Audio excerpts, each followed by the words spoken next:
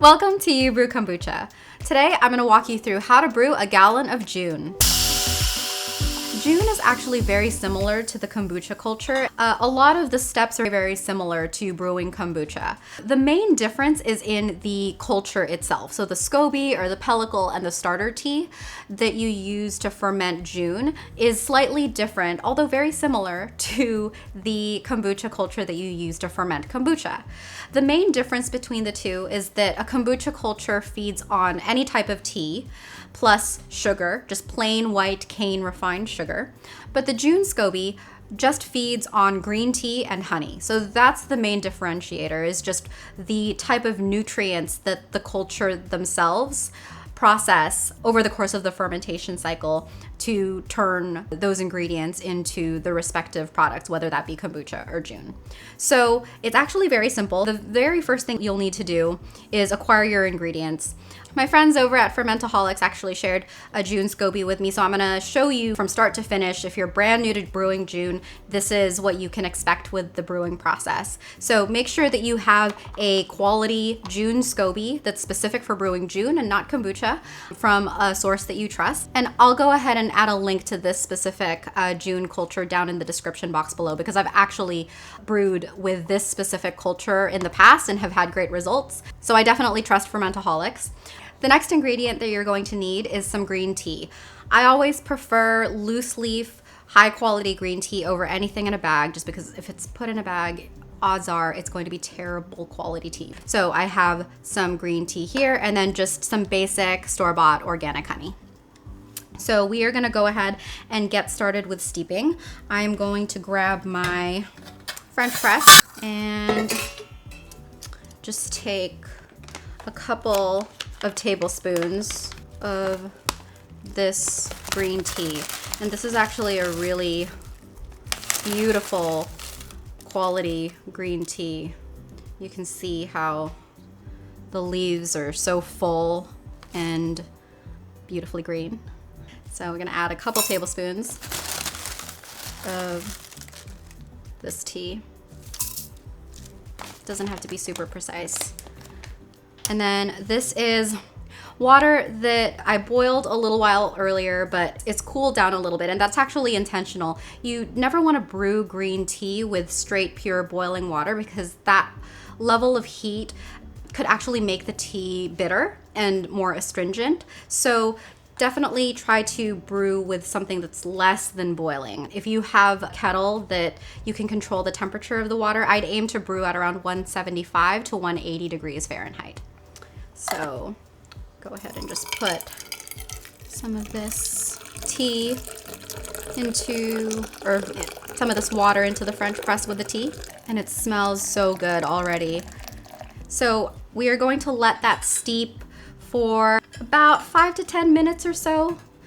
It's a little bit less than the time that I take to steep black tea. Usually when I'm brewing kombucha, I let my loose leaf black tea steep for between 10 to 20 minutes, usually around 15 minutes. Here, I'm gonna let it steep for a little bit less than that, because generally you don't want to over steep or over extract green tea. You don't want to bring out the harsh, more astringent undertones in the tea leaf itself.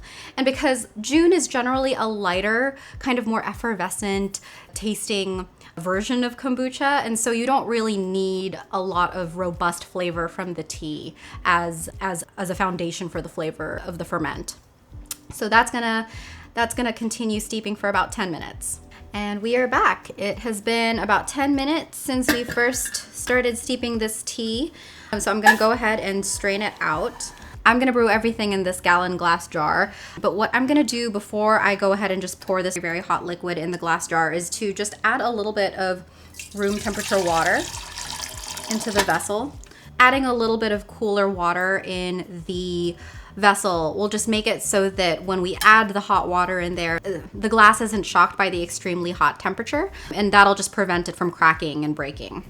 So a little bit of cool room temperature water in there. So I'm going to go ahead and add this hot steeped tea into my brew vessel. And if you're wondering why I didn't measure how much water I put into the French press to steep the tea, it's because basically what I did there is just made a tea concentrate to put into this brew vessel. So I filled it up about 3/4 of the way. That you could approximate that to maybe between 2 to 3 cups of water, just enough water where the tea leaves have enough room to actually steep and expand.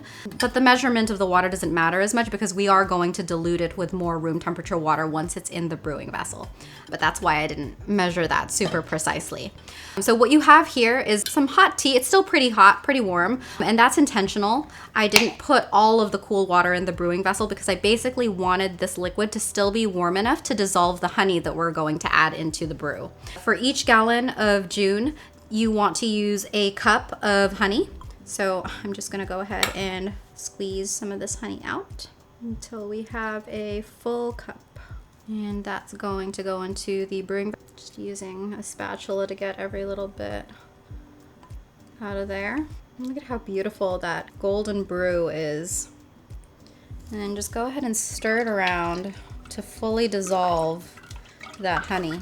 And now that is fully dissolved, we're gonna go ahead and add more filtered water, but not all the way to the top. Just about maybe until right there, almost to the top. What you want to do is make sure that there is enough space at the top of the brewing vessel to accommodate for the starter June liquid and the pellicle that you're going to be adding into the brew. So when you purchase a June culture or June SCOBY or June pellicle for the first time, this is usually what they'll look like. People often ask if it matters how large the pellicle is, and I don't really think it matters all too much. What you really care about is the volume of starter tea that you use. You want to make sure that you have a good amount of strong starter tea, and this particular package comes with 12 fluid ounces.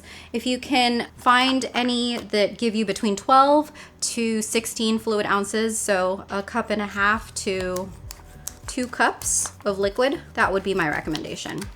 And if you only have 1 cup of June starter, then go ahead and just cut this recipe in half and just make a half gallon's worth so that you're not diluting the starter tea too much. At this point, I'm just gonna take the brew's temperature, and this is important because you don't want to add the culture into the liquid if it's too hot.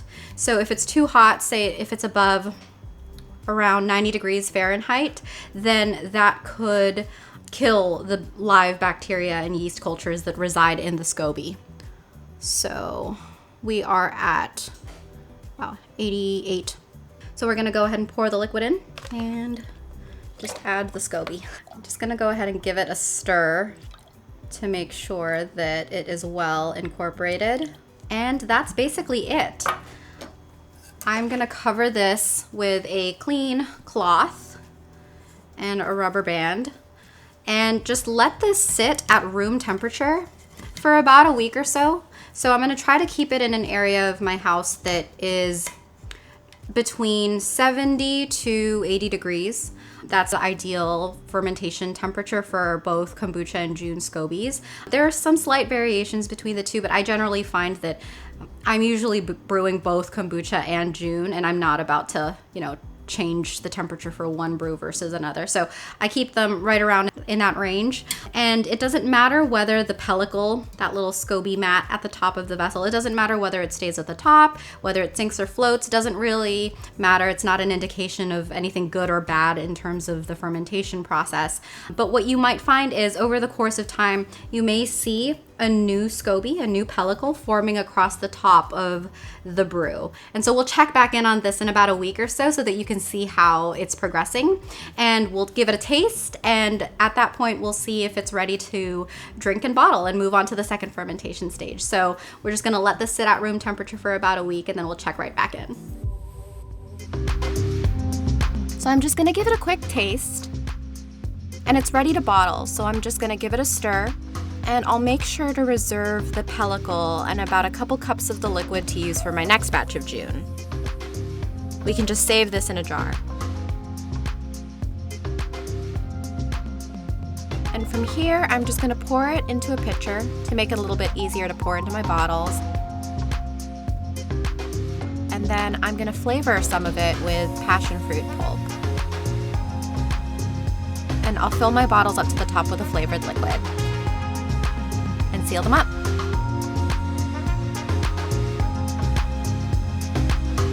And we are back. So these bottles of June had fermented at room temperature for about 4 days. And what I generally find is June tends to ferment a little bit quicker than regular kombucha. So right now it's springtime in Los Angeles. Average room temperature in my home is about 70 degrees Fahrenheit. So not too warm, not too cold.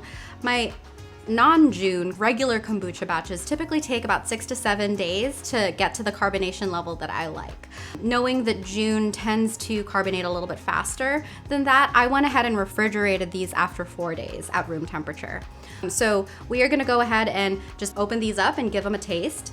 I will also say that generally unflavored bottles of kombucha, whether it's June or regular kombucha, unflavored bottles generally take a little bit longer to ferment and build up carbonation compared to batches that have been flavored with a fruit source. And that's only because when you are adding additional sugar from the fruit, that generally helps spur and spark more fermentation because you're giving the yeasts more nutrients to feed on, and it uses that nutrient source to convert into carbon dioxide. So that's what helps create that carbonation in the bottle.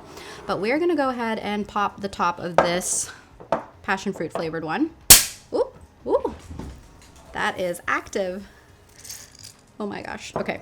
In this case, I'm going to use my little rubber stopper to open this bottle of kombucha in a vessel that will catch the liquid, knowing that it looks to be a little overcarbonated. This way we can preserve that liquid and not have it spill all over the counter. Here we go. Ooh, that's a fun sound. There we go. All of that fruit pulp, very active, fizzy bottle. Look at that. It smells lovely. So not too much spillage there, but this I would say is a little on the overcarbonated side. So next time I may refrigerate at the 3-day mark, not wait until 4 days.